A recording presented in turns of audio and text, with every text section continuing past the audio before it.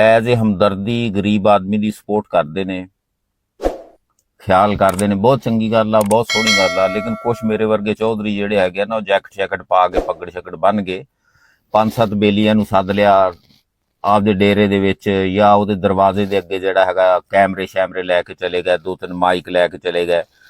ਇੱਕ ਝੁੰਗੇ ਚੋਂ ਦੇਣਾ ਇੱਕ ਪੈਕਟ ਹੁੰਦਾ ਜਿਹਦੇ ਵਿੱਚ ਕੋਈ ਕਿਲੋ ਚੀਨੀ ਹੁੰਦੀ ਆ, 2-4 ਛਾਵਾਂ ਹੁੰਦੀਆਂ ਨੇ, ਤੇ ਉਹਦੀ ਵੀਡੀਓ ਬਣਾ ਕੇ ਆਪਦੇ ਪੇਜਾਂ ਤੇ ਲਾ ਦਿੰਦੇ ਨੇ। ਉਹ ਗਰੀਬ ਵਿਚਾਰਾ ਵਿੱਚ ਹੱਥ ਬੰਨ ਕੇ ਮਸਕੀਨ ਜਿਹਾ ਬਣ ਕੇ ਖੜਾ ਹੁੰਦਾ।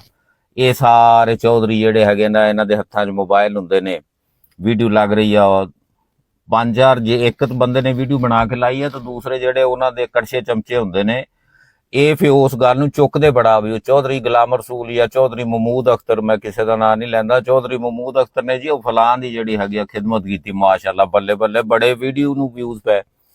ਲੱਖ ਲਾਨਤ ਤੇਰੇ ਖਿਦਮਤ ਕੀਤੇ ਤੇ, ਜਾਂ ਤੇਰਾ ਕਿਸੇ ਦੀ ਸਪੋਰਟ ਕੀਤੇ ਦੇ ਉੱਤੇ ਵੀ, ਜਿਹੜਾ ਤੂੰ ਕਿਸੇ ਦੀ ਸਪੋਰਟ ਕੀਤੀ, ਤੂੰ ਉਹਦੀ ਸਪੋਰਟ ਕੀਤੀ ਕਿ ਉਹਨੂੰ ਗੰਦਿਆਂ ਕੀਤਾ ਮੁਆਸ਼ਰੇ ਦੇ ਵਿੱਚ ਵੀ ਆਹ ਬੰਦਾ ਵੀ ਜਿਹੜਾ ਹੈਗਾ ਇਹ ਵੀ ਮੰਗਦਾ ਵਾ, ਜਾਂ ਇਹਦੀ ਵੀ ਜ਼ਰੂਰਤ ਆ, ਮੈਂ ਇਹਦੀ ਜ਼ਰੂਰਤ ਪੂਰੀ ਕੀਤੀ।